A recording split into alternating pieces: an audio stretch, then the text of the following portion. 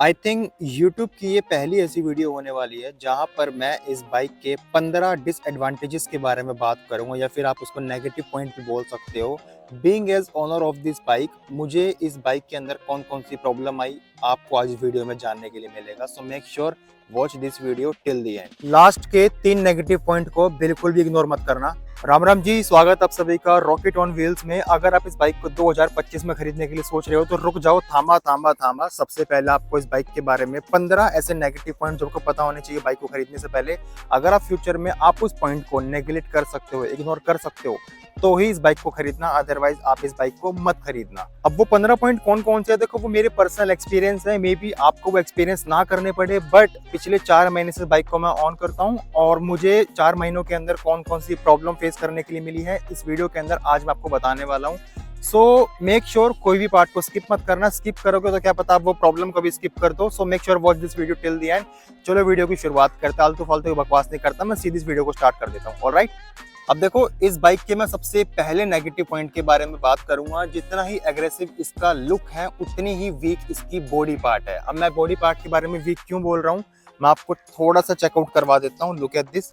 अगर आप यहाँ पे देखोगे, मैं जस्ट एक सिंगल उंगली से इसको प्रेस करूंगा। लुक एट दिस, ये चीज, ये बहुत इसकी बॉडी पार्ट मैं बताऊंगा, इसकी बॉडी पार्ट बहुत ज्यादा वीक है। और इवन कुछ कुछ बाइक के अंदर जो इसका ये वाला बॉडी पार्ट है ये बहुत ज्यादा शेक करता है। हालांकि मेरा इतना शेक नहीं कर रहा, बट कुछ कुछ बाइक के अंदर ये बहुत ज्यादा वीक है। तो आई बिलीव कि इसकी बॉडी पार्ट जो है वो बहुत वीक होने वाली है। अगर आप रफ एंड टफ राइड करने वाले हो तो आप इस बाइक को इग्नोर करना। आप कोई लोहे फ्रेम वाली बाइक खरीद लो, वो आपके लिए बहुत ज्यादा बेनिफिशियल होने वाली है। अब देखो इस बाइक के मैं सेकंड नेगेटिव पॉइंट के बारे में बात करूं तो वो है इसके पीछे का टायर, इसका ड्रम ब्रेक सिस्टम। अब मैं ये नेगेटिव कंसीडर क्यों कर रहा हूं, बिकॉज जब आप अपनी बाइक को वॉश करवा कर आते हो या फिर आप रेनी सीजन में बाइक को ड्राइव कर रहे हो तो इसके पीछे का टायर इतना ज्यादा स्किड होने वाला है, इवन दो आपके एक्सीडेंट के चांस भी बन जाते हैं। तो मेरे अकॉर्डिंग ये इसका एक नेगेटिव पॉइंट है। अगर आप इस चीज को इग्नोर कर सकते हो तो ही बाइक खरीदना। अगर आप सोच रहे हो कि इस बाइक को खरीद के आपकी ब्रेकिंग काफी ज्यादा अच्छी हो जाएगी, नो डाउट जो इसकी फ्रंट की ब्रेक है वो तो बहुत ज्यादा अच्छी है, लेकिन इसके पीछे की ब्रेक इतनी इंप्रेसिव नहीं है। बारिश के टाइम पे अगर आप अपनी बाइक को वॉश करवा कर आए हो तो वहां पर आपकी बाइक पीछे से ड्रम ब्रेक के कारण स्किड करने वाली है। अब देखो उसी के अंदर से अगला पॉइंट ये निकल कर आता है कि मड प्रॉब्लम। नो डाउट इस बाइक के अंदर हालांकि टायर अगर दे रखा है कंपनी ने, बट पीछे का जो ये सेक्शन है ना, ये वाला इसका बहुत ज्यादा ही मतलब छोटा है। आई थिंक इसको इतने की बजाय इतना कर देना चाहिए था कंपनी को, ताकि जो ये वाला एरिया है, इफ यू कैन सी, यहाँ पर पूरी मिट्टी जम जाती है पूरी की। ये वाला जो कीचड़ के टाइम पे पूरा खराब हो जाता है मतलब। और आपको पता है बारिश के टाइम पे अगर ये चीज मिट्टी से भरी रहेगी, कीचड़ से भरी रहेगी, तो आपकी बाइक के अंदर और भी इशू आ सकते हैं। तो इस पॉइंट को मैं बोलना चाहूंगा कि अगर आप मड प्रॉब्लम फेस नहीं करना चाहते इस बाइक को लेकर तो आप इस बाइक को इग्नोर करना, बिकॉज इस बाइक के अंदर आपको मड की इशू बहुत ज्यादा देखने के लिए मिलेगी। अब अगला इस बाइक का जो सबसे बड़ा नेगेटिव पॉइंट जो मुझे लगता है, और मेरे साथ साथ ना एक्सट्रीम के जितने भी बहुत सारे ओनर रहे इस बाइक को लेकर, उन सभी ने वो प्रॉब्लम कहीं ना कहीं फेस जरूर करी होगी कि आप इस बाइक को लेकर कभी भी हाईवे पे या ट्रैफिक पे जब ड्राइव करते हो, राइड करते हो, तो इसके ना इंजन की वजह से ये बाइक अपने आप चलते चलते बीच में बंद हो जाती है। आई डोंट नो ये क्या प्रॉब्लम है। मैंने बहुत बार कंपनी को बताया, बट अभी तक कोई रिजोल्यूशन नहीं मिला मेरे को इस चीज़ का। सो अगर आप इस प्रॉब्लम को फेस नहीं करना चाहते आप इस बाइक को इग्नोर कर सकते हो, बिकॉज ट्रैफिक में चलते चलते, हाईवे पे चलते चलते आपकी दूसरी तीसरी पहले गियर में ये बाइक ऑटोमेटिकली बंद हो जाती है। मुझे नहीं पता क्या रीजन है, XYZ जो भी रीजन हो, कंपनी पता नहीं कब इस चीज को फिक्स करेगी। मे बी 2025 के अंदर जितनी मैन्युफैक्चर मॉडल आएंगे उसके अंदर क्या पता इसको फिक्स कर देगी, लेकिन अभी तक इस बाइक के अंदर ये प्रॉब्लम मेरे को बहुत ज्यादा देखने के लिए मिली है। अब अगर देखो मैं इसके ना अगले नेगेटिव पॉइंट के बारे में बात करूं तो वो है कि मतलब देखो जब आप इस बाइक में, वैसे बताया जाता है कि 1.6 लीटर इसका रिजर्व फ्यूल है, बट अगर आपकी बाइक में अच्छा खासा पेट्रोल पड़ा हुआ है उसके बावजूद भी ना, जो आपकी ये लाइन देख रहे हो, ये लाइन आपको 1 या 2 दिखाई। कभी कभार अच्छा खासा पेट्रोल होने के बावजूद भी ना आपकी ये लाइट जो है ब्लिंक करती रहती है। यहाँ पर आपका लो फ्यूल का इंडिकेटर आ जाता है, जो कि अभी शो नहीं कर रहा होगा बिकॉज मेरे बाइक में काफी इनफ फ्यूल है। लेकिन फ्यूल टैंक के अंदर काफी ज्यादा अच्छा पेट्रोल होने के बावजूद भी इसके जो यहाँ पर प्रॉब्लम आती है ना, कि आपको मतलब कि लाइट ब्लिंक करती हुई दिखाई देगी, मीटर आपको ऑटोमेटिकली लो फ्यूल दिखा देगा, जबकि टंकी के अंदर अगर आप खोल के चेक करोगे तो काफी अच्छा खासा पेट्रोल है। पता नहीं ये प्रॉब्लम सभी एक्सट्रीम के अंदर है, मेरे वाले के भी अंदर ही देखने को मिली है, तो ये भी इसका नेगेटिव पॉइंट है। अगला नेगेटिव पॉइंट भी इसके मीटर को लेके है। जब कभी भी आप बाइक इतने सनी डे में ड्राइव करोगे, लेट्स सी जैसे कि आप देखो चारों तरफ मेरा, ठीक है, अगर सूरज आपके जो सनलाइट है आपके पीछे से बिल्कुल मीटर के ऊपर है तो इसका मीटर बिल्कुल भी विजिबल नहीं होगा। बहुत ज्यादा आपको फोकस के साथ देखना पड़ेगा, इवन इतना आपको फोकस के साथ देखना पड़ेगा कि आपका एक्सीडेंट भी हो सकता है। तो ये भी इसका मेरे को नेगेटिव पॉइंट लगा। इसकी ब्राइटनेस जो है इनफ नहीं है। अब बहुत से लोग बोलते हैं कि भाई आप इसकी ब्राइटनेस को एडजस्ट भी कर सकते हो। इवन दो मेरी ब्राइटनेस इस टाइम पूरी 100% है, स्टिल उसके बावजूद भी सनी डे में ये मुझे कभी कभार देखने के लिए नहीं मिलता है। तो ये भी इसका नेगेटिव पॉइंट मैं कंसीडर करता हूँ। अब अगर मैं इसके अगले नेगेटिव पॉइंट के बारे में बात करूँ तो इसका अगला नेगेटिव पॉइंट है वो भी मीटर को रिलेटेड ही है। जब आप कभी भी अपनी बाइक को ड्राइव करोगे तो आप अपनी बाइक को दूसरा, तीसरा, चौथे, पांचवें गियर में लगाओगे तो प्रॉब्लम ये है कि यहाँ पर जैसे आपको दिख रहा है ना गियर, आपको 0 के साथ में गियर लिखा दिख रहा होगा, जस्ट होल्ड ऑन, ये देखो यहाँ पर आपको गियर लिखा दिख रहा होगा। अगर आप दूसरा गियर लगाओगे, लगाने के बाद ये शो ही नहीं करेगा कौन सा गियर है। दूसरे के बाद तीसरा गियर लगाओगे तो जाकर तीसरा गियर आपको शो करेगा वहां पर कि आप अपने तीसरा गियर लगाया। और कभी कभार ऐसा होता है कि आप गियर लगाते रह जाओगे, दूसरा, तीसरा, चौथा, पांचवा, ये शो ही नहीं करता गियर। मतलब कि इन शॉर्ट मैं बोलना चाहूंगा इसके मीटर के अंदर बहुत सारे फॉल्ट हैं। आई थिंक कंपनी को इसके मीटर को इम्प्रूव करना चाहिए, बट अभी तक कोई इम्प्रूवमेंट नहीं है। आपको फ्यूल की थोड़ी सी इशू है यहाँ पर। ब्राइट सनी डे में आप इस मीटर को ठीक से रीड नहीं कर पाओगे। साथ साथ इसके मीटर की जो उसकी गियर पोजीशनिंग इंडिकेटर है ये बहुत ज़्यादा लैग है। आप दूसरे, तीसरे गियर में बाइक को लगाओगे तो ये कम से कम 4, 5, 10 सेकंड बाद डिले होकर आपको शो करता है कि आपकी बाइक इतने गियर में चल रही है। तो ये भी इसका एक नेगेटिव पॉइंट है। अगला पॉइंट देखो, मैं इसके कोई भी मतलब बाइक को लेके नहीं बोलूंगा, लेकिन इसके सर्विस को लेके बोलूंगा कि सर्विस इनकी ना बहुत ज्यादा डिले है। मतलब इतनी ज्यादा डिले है कि मैं क्या बताऊं कि अगर आपकी बाइक में सिर्फ 1 घंटे का काम होगा ना।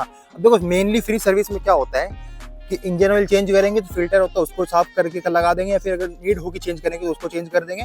बाकी थोड़ी बहुत आपकी बाइक की इंस्पेक्शन होती है, ब्रेकिंग ठीक कर रही है, मीटर ठीक कर रहा है, हेडलाइट काम कर रहा है कि नहीं, ये पूरा बताऊं टोटल ओवरऑल सिर्फ 1 घंटे का काम है। लेकिन सर्विस वाले क्या करते हैं 3, 4, 5, 6 घंटे लगा देते हैं। एक बार मैं मॉर्निंग में 9 बजे गया था, 3 बजे फ्री हुआ था वहां से। पूरा कंप्लीट 6 घंटे में पागलों की तरह वहां खड़ा रहा बिना कुछ खाए पिए। तो इन शॉर्ट बताना चाहूंगा कि भाई सर्विस सेंटर वाले ना बहुत डिले करते हैं इन काम को लेके। तो अगर आपके पास पूरा आधा दिन फ्री है बाइक का सर्विस करवाने के लिए तभी जाना, अदरवाइज सर्विस आप किसी और दिन शेड्यूल कर देना, बट अदरवाइज आप भी पागलों की तरह खड़े रहोगे वहां पर। यही इशू है। और साथ साथ इसके बॉडी पार्ट भी अभी सर्विस में अवेलेबल नहीं है, सर्विस सेंटर में अवेलेबल नहीं है। लेट्स सपोज अगर आपका ये टूटता है, कुछ भी टूटता है, आपका डैमेज होता है बाइक के अंदर, तो वो आपको जल्दी से अवेलेबल नहीं कराएंगे। 15-20 दिन का या फिर महीने भर का टाइम खा लेंगे। तो ये चीज़ मैं सर्विस के अंदर बताना चाहूँगा, ये भी मैं नेगेटिव पॉइंट कंसिडर करता हूँ। अब देखो अगले पॉइंट के बारे में अगर मैं बात करूँ ना, तो इसका जो अगला पॉइंट है वो है पिलियन सीट। अब मैं पिलियन सीट क्यों बोल रहा हूँ, no doubt rider seat, pillion seat दोनों कंफर्टेबल है। अगर आप 100 किलोमीटर आराम से सिंगल शोर पे, सिंगल स्ट्रेच पे अगर आप राइड करते हो तो बहुत कंफर्टेबल राइड होने वाली है। लेकिन एक सबसे बड़ी जो प्रॉब्लम इसके अंदर ये है ना यार, वो ये है कि अगर आपके साथ में इसके पीछे कोई पिलियन हैवी बंदा बैठा हुआ है, हाइट में, वेट में आपसे थोड़ा सा ज्यादा है, हाइट वेट में, ठीक है, तो भाई पावर की लैग आपको देखने की मिलने वाली है इस बाइक के अंदर। आपको डेफिनेटली इस बाइक के अंदर पावर लैग मिलेगी। आप पावर को बाइक को अच्छे से पुल नहीं कर पाओगे हाईवे पे। अगर आप सोचोगे कि मैं ओवरटेक कर लूंगा तो माय डियर फ्रेंड गलती से भी वो गलती मत कर देना, क्योंकि इस बाइक के अंदर इतनी पिलियन सीट होने की मतलब पिलियन बैठने के बाद इतनी पावर नहीं मिलेगी आपको। सोलो राइडर हो, सोलो ट्रैवल करते हो, काफी अच्छा है, well and good, go for it. But अगर आप सोच रहे हो पिलियन बिठाकर आप इस बाइक से पावर की एक्सपेक्टेशन रख रहे हो तो इस बाइक के अंदर पावर आपको नहीं मिलेगी पिलियन बिठाने के बावजूद भी। अब देखो ये वाली जो प्रॉब्लम है ना, ये मैंने पर्सनली बहुत ज्यादा एक्सपीरियंस करी है। कि क्या एक्सपीरियंस करा है बता देता हूँ।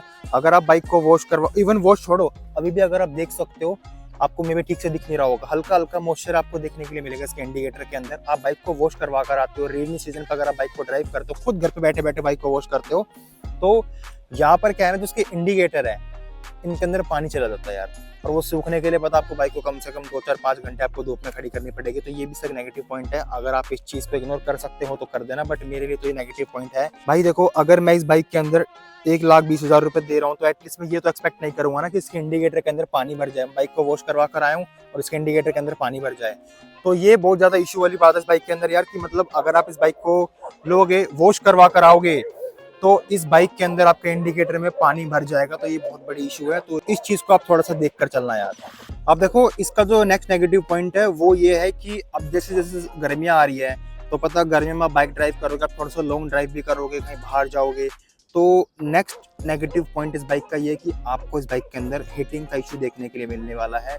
लोगों ने बहुत बोला कि इस बाइक के अंदर हीटिंग इशू नहीं है, हीटिंग इशू नहीं है, बट भाई मैंने इस बाइक को ना 4 महीने से ड्राइव कर रहा हूँ, और अभी जिस महीने में वीडियो बना रहा हूँ ये महीना स्टार्ट हो चुका है मार्च का, तो मार्च के अंदर ही मेरे को इतना हीटिंग इशू देखने के लिए मिल रहा है कि सोचो जब आप लाइक जून जुलाई में ट्रैवल करोगे इस बाइक को लेकर, तो भाई नो डाउट आपके पैरों की बैंड बजने वाली है। तो मेक श्योर अच्छा खासा गियर अप करके चलना अपने आप को, सो दैट आप इस हीटिंग इशू को फेस ना करें। बट हाँ, ये भी इसका नेगेटिव पॉइंट है कि इसके अंदर आपको हीटिंग इशू देखने के लिए मिलेगी, जरूर मिलेगी। नेक्स्ट अगर मैं इस बाइक के बारे में बात करूं, नेगेटिव पॉइंट के बारे में बात करूं, तो वो है इस बाइक की कंप्लीट वाइब्रेशन का इशू। अगर आप इस बाइक को 3-4-5 हज़ार आरपीएम तक आप इसको काफी अच्छी तरीके से रन कर रहे हो, राइड कर रहे हो, तो आपको मे बी इतनी हीटिंग वाइब्रेशन इशू आपको इतने देखने के लिए नहीं मिलेगी।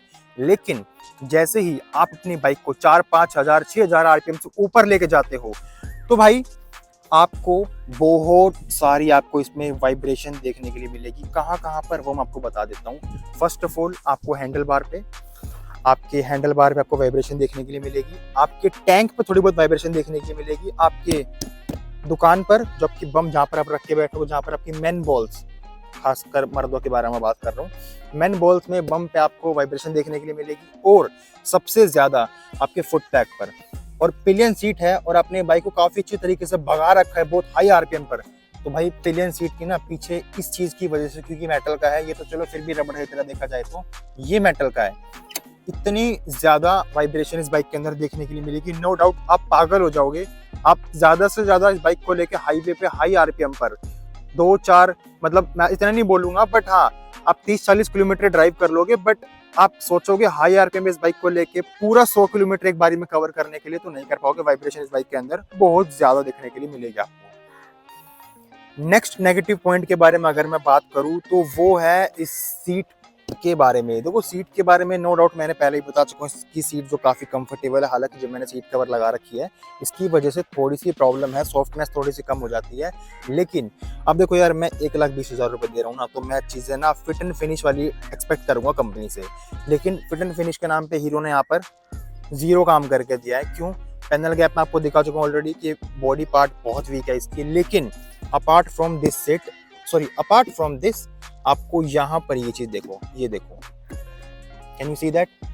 मतलब कि गलती से भी अगर किसी ने पकड़ के जोर से खींच दिया तो पूरी सीट फट सकती है, टूट सकती है, जो भी बोल सकते हो मतलब कि आप। तो यार ये इश्यूज के अंदर बहुत ज्यादा देखने के लिए मिल रहे हैं। और ये ऐसा नहीं कि इस जगह पर है, ये देखो, ये देखो। और ऐसा भी नहीं कि मेरी बाइक के अंदर दिक्कत है, नहीं यार, एक्सट्रीम में जितनी बाइक है ना सभी के अंदर आपको ये प्रॉब्लम देखने के लिए मिलेगी। तो ये भी इसका एक नेगेटिव पॉइंट है, आप इसको कंसिडर करके जरूर चलना। अब देखो लास्ट जो सबसे बड़े नेगेटिव फ्लॉज जो मुझे लगते हैं इस बाइक के अंदर, अगर आप इस बाइक को 2025 में खरीदने के लिए सोच रहे हो ना भाई, तो इन 2 प्रॉब्लम से आप बहुत ही ज्यादा परेशान होने वाले हो।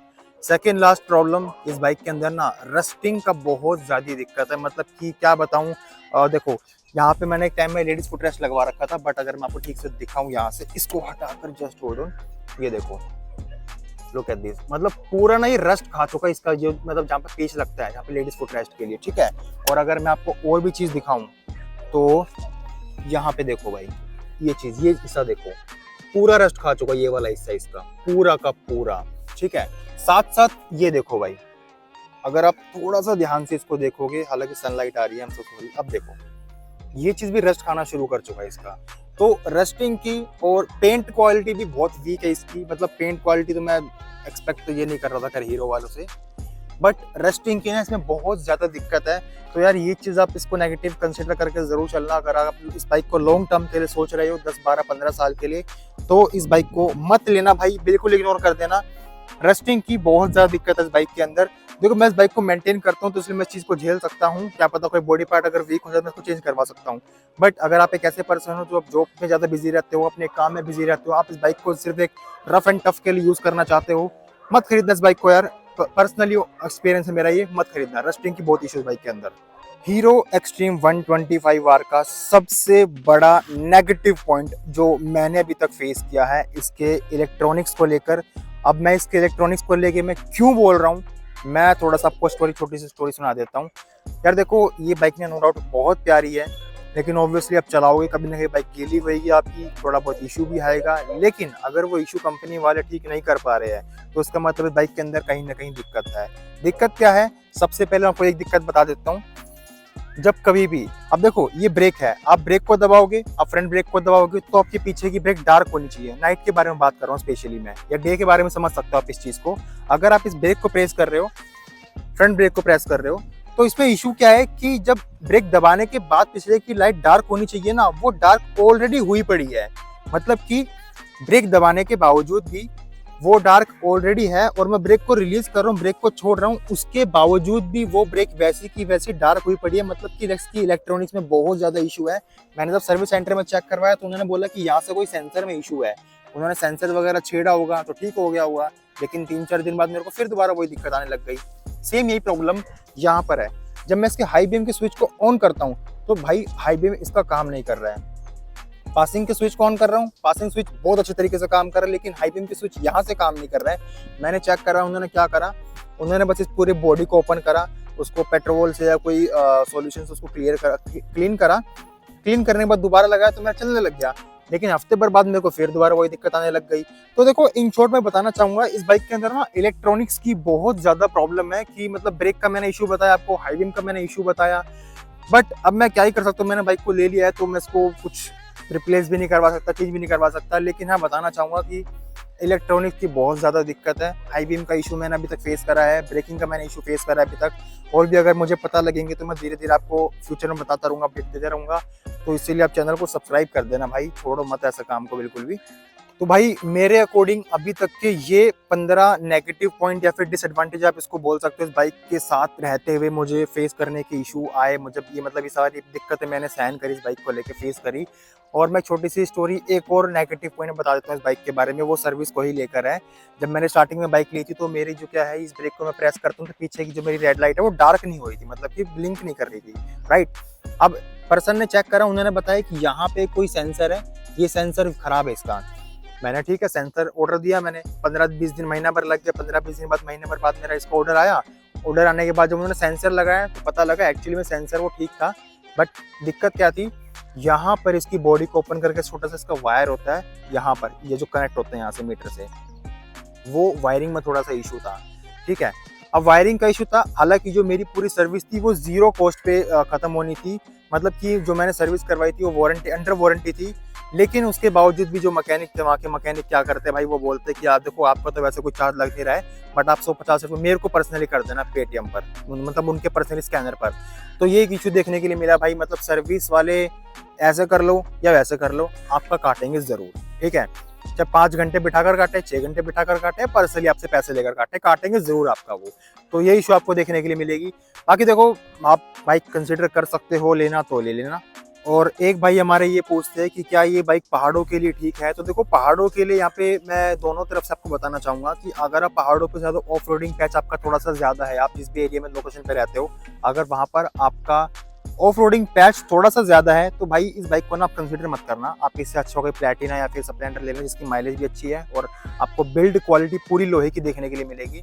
बट ऑफ रोडिंग पैच के लिए मैं आपको मना क्यों कर रहा हूँ, क्योंकि ना इसकी जो पूरी बॉडी है वो प्लास्टिक की है, और अगर आप इस पहाड़ों पे जाकर ऑफ रोडिंग करोगे, आपका पैच थोड़ा सा ऑफ रोडिंग वाला आपको डेली अप डाउन करना पड़ेगा उस पैच के ऊपर, तो वहाँ पर इसकी बॉडी पार्ट बहुत जल्दी वीक हो जाएगी, बहुत आपका इशू फेस करने के लिए मिलेगी। तो इन शॉर्ट ये बाइक लॉन्ग टर्म के लिए नहीं है, शॉर्ट टर्म के लिए 3-4-5 साल के लिए। बट अगर आपको 10-15-12 साल के लिए बाइक चाहिए तो स्प्लेंडर ले सकते हो, प्लेटिना बाइक ले सकते हो, बिकॉज वो पूरी लोहे की फ्रेम है। तो पहाड़ों के लिए ये बाइक अच्छी नहीं है, बट अगर आपका पहाड़ पे लोकेशन काफ़ी अच्छी है, हाईवे सड़कें काफ़ी अच्छी है, तो आप इस बाइक को ले सकते हो, कोई इशू वाली बात नहीं है। तो एक भाई हमारे ये कमेंट करते हैं कि उनको मतलब यूट्यूब पे काफ़ी मिक्स रिएक्शन मिल रहे हैं इस बाइक को लेकर। तो देखो इस बाइक को लेके मिक्स रिएक्शन आपको ज़रूर देखने के लिए मिलेंगे भाई। बिल्ड क्वालिटी जैसे मैंने बताया, और जैसे मैंने अभी पिछले मैंने आपको पूरे 15-16 आपको इसके नेगेटिव पॉइंट बताए, अगर आप उन नेगेटिव पॉइंट को इग्नोर कर सकते हो ना तो ही आप इस बाइक को लेना, अदरवाइज आप इस बाइक को बिल्कुल भी मत लेना। रही माइलेज की बात, तो मेरे को इस बाइक आराम से 50-55 आराम से माइलेज दे देती है, मुझे ऐसी कोई इशू वाली बात नहीं है, मैं आराम से 50-55 में खुश हूँ बहुत आराम से।